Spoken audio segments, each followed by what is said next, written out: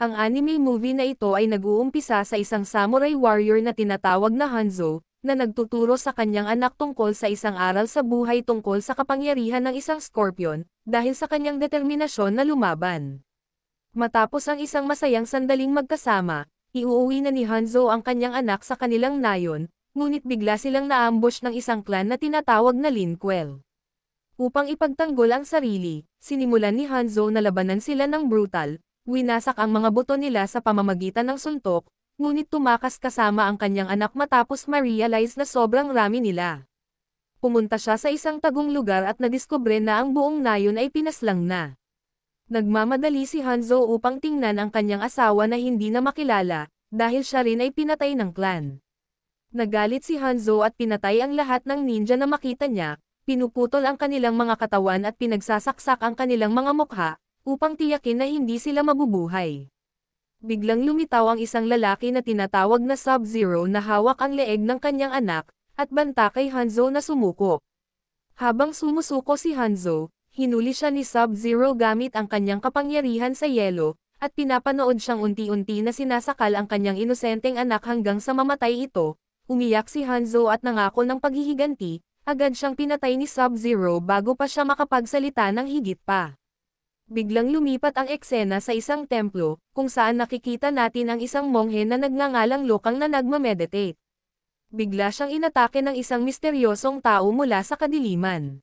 Sa pamamagitan ng kanyang konsentrasyon, pinabagsak ni Lokang ang taong ito sa sahig, upang malaman na ito pala ang kanyang guro, si Lord Raiden, na pinasubok lamang ang kanyang mga kakayahan para sa paparating na torneo.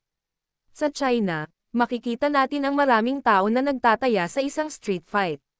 Sa laban, isang babae na tinatawag na Sonya Blade ang nakakatanggap ng malakas na balibag mula sa isang napakalaking kalaban na tinatawag na China Rock.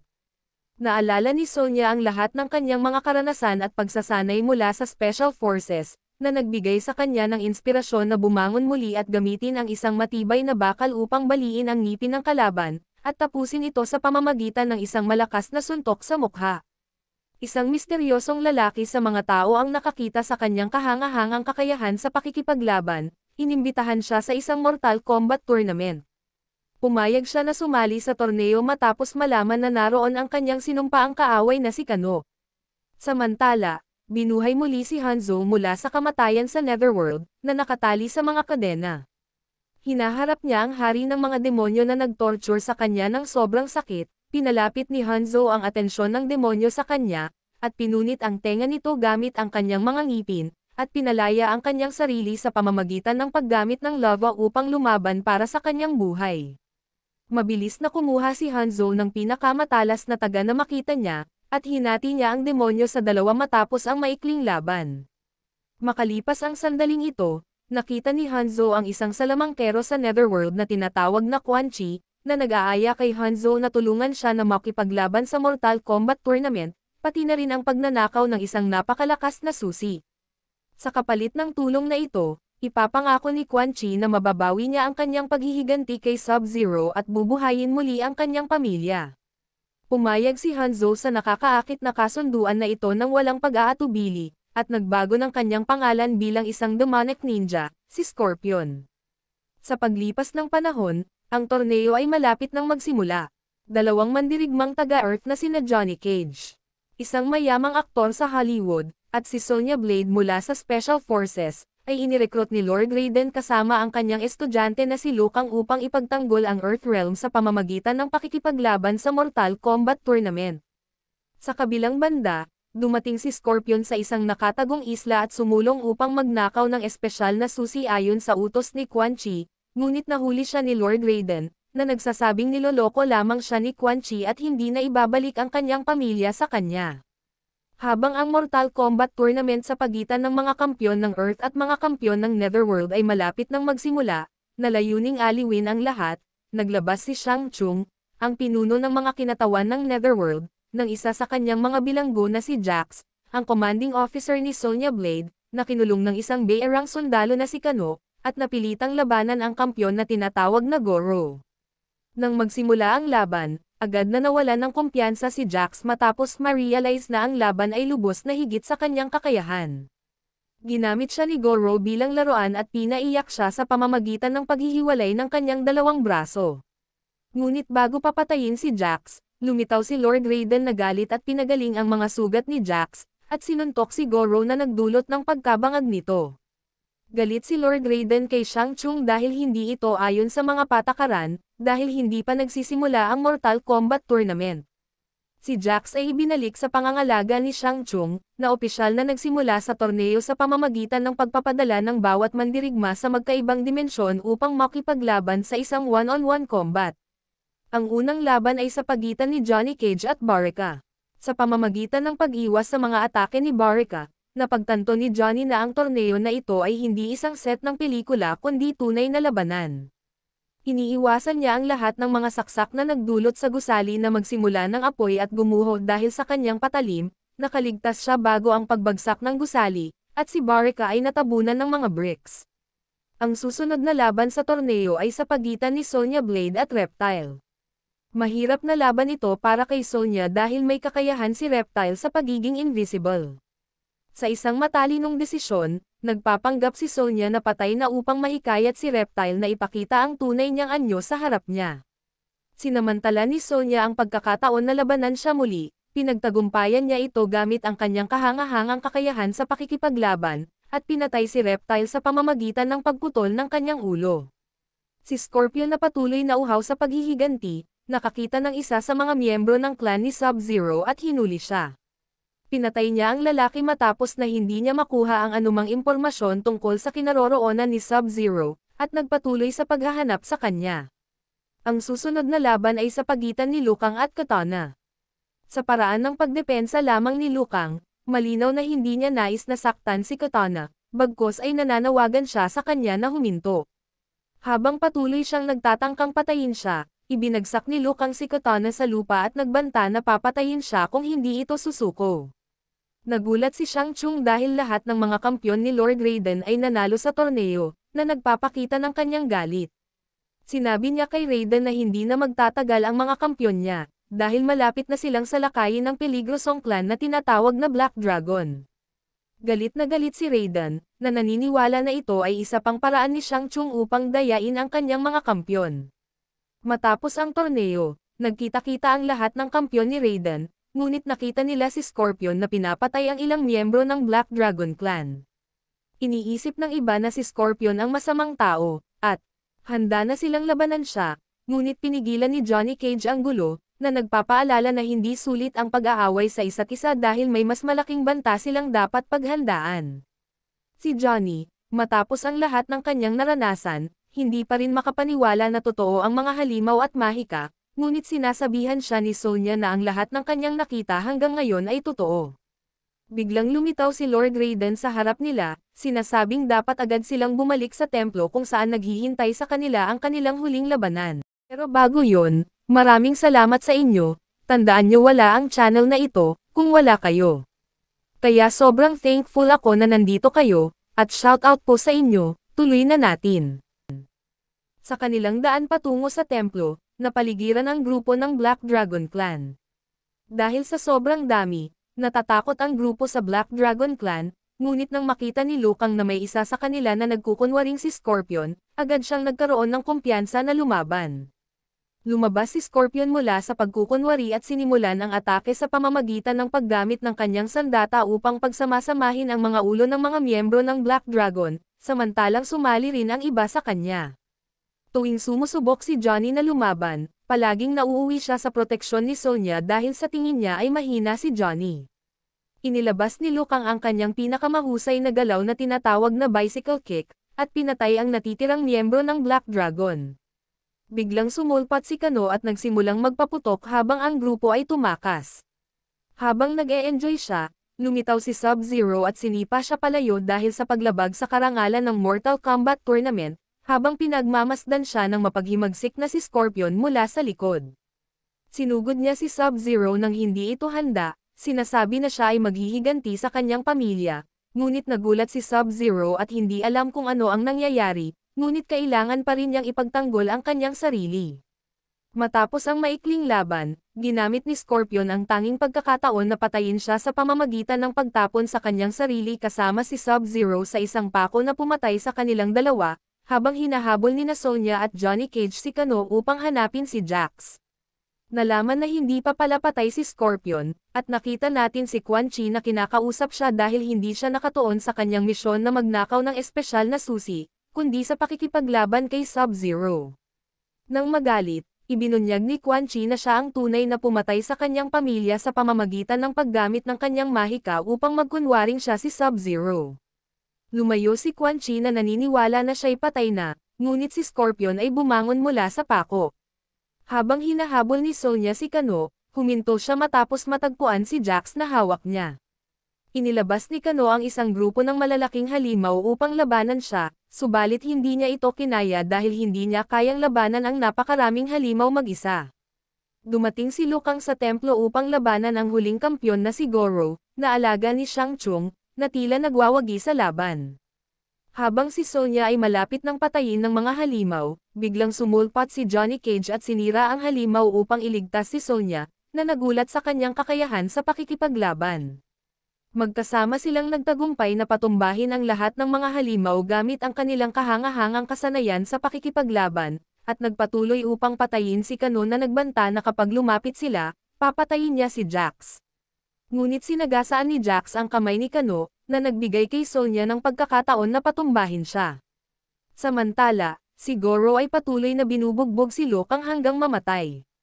Natuklasan ni Shang Tsung na sinubukan siyang lasonin ni Quan Chi upang agawin ang espesyal na susi na nasa kanyang pag-aari upang palayain ang kanyang Panginoon na si Shinnok. Hinuli niya si Quan Chi, habang si Goro ay malapit nang putulin ang mga braso ni Liu Kang, dahil sa kanyang utos. Ngunit pinatay ni Scorpion si Goro mula sa likod. Nakita ni Shang Tsung na patay na ang kanyang huling kampyon, sinubukan niyang kumbonsihin si Scorpion na kung papatayin niya si Liu Kang, ibibigay niya si Quan Chi sa kanya para sa kanyang paghihiganti. Sa halip, sinugod ni Scorpion si Shang Tsung matapos pag-isipan ito, banta niya na ibigay sa kanya ang susi at tapusin na ang torneo. Si Shang Tsung ay handang lumaban, ngunit umurong agad nang lumitaw si Lord Raiden. Nagbalik siya sa Netherworld, na nangako ng paghihiganti sa kanila.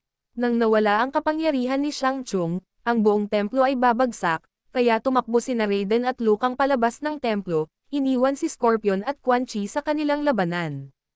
Nagkaroon ng isang laban sa pagitan ni Quan Chi at Scorpion na talagang ang angas, habang nagwawasakan sila ng mga buto, ngunit lamang si Scorpion, dahil hindi siya mamamatay kahit tagteren pa siya ng saksak sa katawan ni Quan Chi. Pinatalsik ni Scorpion si Quan Chi ng isang malakas na suntok, pinunit ang kanyang dalawang braso, tinanggal ang kanyang ulo, at sinunog siya upang hindi na siya muling mabuhay. Matapos nito, sa nakaraan, nakita natin ang dalawang mag-asawang may isang sanggol, na pinapatay ng isang clan na tinatawag na Tarkatans, ngunit lumitaw si Lord Raiden at iniligtas ang sanggol ng mag-asawa. Bago mawala ang huling hininga ng ina, pinangalanan niya ang sanggol na Liu Kang. Ilang taon matapos ang pagtatapos ng Mortal Kombat Tournament, nag-utos ang hari ng Netherworld na si Shao Kahn sa kanyang hukbo na salakayin ang Earthrealm na pinuprotektahan ni Kung Lao, si Stryker, at Jax, ay nasa mga hangganan upang pigilan ang hukbo na pasukin ang mga pintuan, samantala sina Johnny Cage, Sonya Blade, Louis Kang, at Lord Raiden ay abala sa pakikipaglaban sa mga pinakamahuhusay na mandirigma ni Shao Kahn na tinatawag na Katana, Kantaro, Reiko, at Baraka. Lumitaw si Shao Kahn sa isang pagsabog at pinahinto ang laban, at nag-aalok ng isang kasunduan upang tapusin ang digmaan ng kanilang mga realm ng permanente. Hinihiling niya kay Lord Raiden na sumama sa kanya upang makita ang Elder Gods, na ipinapanalangin sila para sa isa pang torneo, ang huling Mortal Kombat. Upang pigilan ang walang katapusang mga siklo ng karahasan, pumayag si Raiden sa proposal ni Shao Kahn ng walang pag-aatubili, at sumama kasama si Shao Kahn upang makita ang Elder Gods. Si Scorpion ay, natagpuan ang kanyang sarili sa Netherworld matapos ang kanyang laban kay Quan Chi, at kinonfronte siya ni Shinnok na nagpapaliwanag na ang susi na kinuha ni Scorpion kay Shang Tsung ay ngayon ay nakakabit sa kanyang kaluluwa, at banta sa kanya na pumunta sa Earthrealm at pumasok sa Temple of Elements, upang tulungan siyang magnakaw ng espesyal na artifact. Tinanggihan ni Scorpion ang kanyang hiling at tumakas patungo sa Earthrealm. Nag-utos si Shinnok sa kanyang mga sundalo na kunin ang clan ng Lin Kuei upang hulihin siya. Sa Lin Kuei Temple, ibinigay ng Panginoon ang utos kay Kualang at Smoke, ang isang misyon na hulihin si Scorpion. Ipinakita ng Panginoon ang dalawang iba pang mandirigma na tinatawag na Cyrax at Sector, na ngayon ay ginawang mga cybernetic. Si Scorpion ang pinakapeligrosong ninja warrior na nabubuhay, kaya inutos ng Panginoon na puwersahang gawin din silang cybernetic, sila Kualang at Smoke, upang silang lahat ay magkaroon ng kakayahan sa paghuli kay Scorpion. Ayaw nila, nagawa ni Kualang na makatakas, ngunit naiwan si Smoke, at sinimulan siyang turukan ng mga cyborgs. Lumitaw si Raiden at Shao Kahn sa harap ng Elder Gods, upang humiling ng kanilang pahintulot para sa isang huling torneo sa pagitan ng kanilang mga realm. Inapelo rin ni Raiden sa kanila na alisin ang kanyang kawalan ng kamatayan at mga kapangyarihang Diyos, upang siya ay makilahok sa torneo bilang isang kalahok para sa Earthrealm. Pumayag ang Elder Gods sa kanilang kahilingan, at bumalik si Raiden sa Earthrealm bilang isang normal na tao, at agad na nagtipon ang lahat ng kanyang mga kampyon upang sumali sa torneo. Matapos pumasok ang lahat ng kanyang mga kampyon sa portal, nakipagkita si Scorpion kay Raiden, na ibinunyag ang lahat ng masasamang plano ni Shinnok. Sinabi ni Raiden sa kanya na ang artifact na gusto ni Shinnok na nakawin ay tinatawag na Kamadago, na may kapangyarihang palabasin ang isang nilalang sa mundo. Dahil tao na si Raiden ngayon, wala siyang kapangyarihan upang paghiwalayin ang kaluluwa ni Scorpion sa susi, kaya pinayuhan niya si Scorpion na magtago upang hindi siya makita ni Shinnok. Inilipat si Raiden at ang kanyang mga kampyon sa kuta ni Shao Kahn, na ipinakilala sila sa kanyang mga mandirigma sa torneo na tinatawag na Li Mei, Shang Tsung, Kitano, Devora, Baraka, Reiko, at Jade.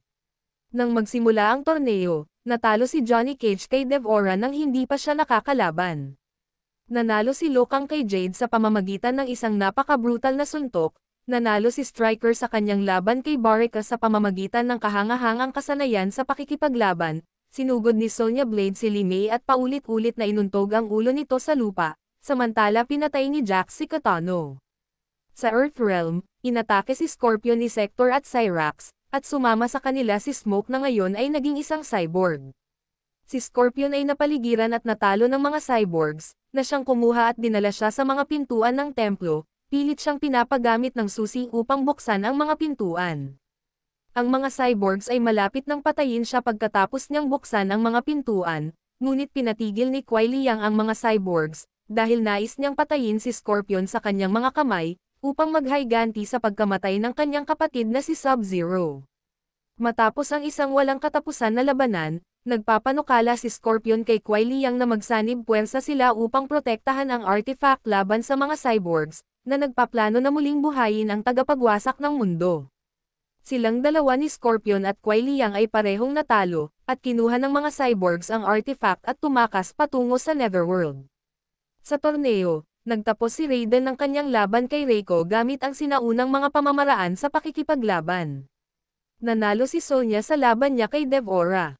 Madali ni Shao Kahn na tinalo si Jax, samantalang tinalo ni Shang Tsung si Striker sa pamamagitan ng isang brutal na paraan.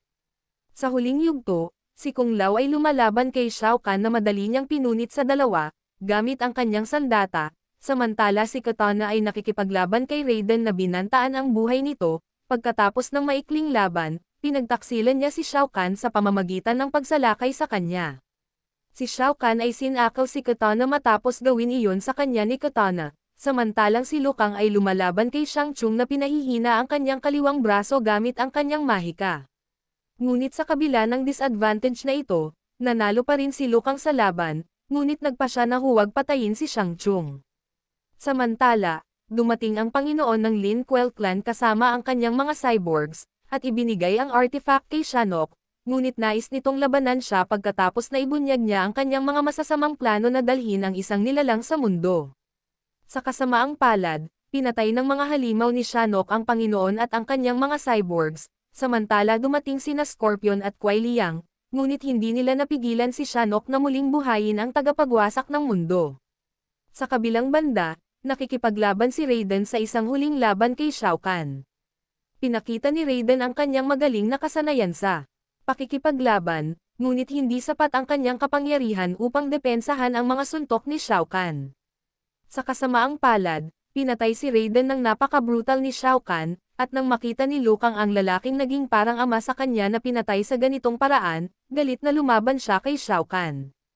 Ang labang ito ay ang pinakamaganda sa torneo, kung saan unang nakuha ni Shao Kahn ang pagkapanalo, ngunit sa huli, nagpakawala si Liu Kang ng isang sunog na teknik na ginamit niya ng galit, upang higit na lumakas sa laban kay Shao Kahn, at sa huli pinatay niya ito sa pamamagitan ng isang huling sipa, na nag-iwan sa lahat ng mga tao na magulat. Matapos manalo sa Mortal Kombat Tournament, lumitaw ang mga Elder Gods sa harap ni Liu Kang at binigyan siya ng kapangyarihan ng isang Diyos upang labanan si Shinnok, na nagpalakas sa kanyang sarili gamit ang One Being at malapit nang sirain ang lahat ng mga realm. Gamit ang kanyang Diyos na kapangyarihan, nag-teleport siya ng mga kasama niya na sina Johnny, Sonya, Jackson, at Katana sa Netherrealm upang pigilan si Shinnok at ang kanyang mga hukbo, at sumama rin sa kanila sina Scorpion at Kuai Liang.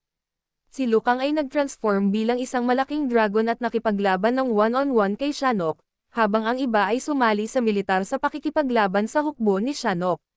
Nakuha ni Shinnok ang kahalagahan ngunit dahil sa pakikialam ni na Scorpion at Kuai Liang, nagtagumpay si Liu Kang sa pagtalo sa kanya, at ibinalik ang mundo sa normal.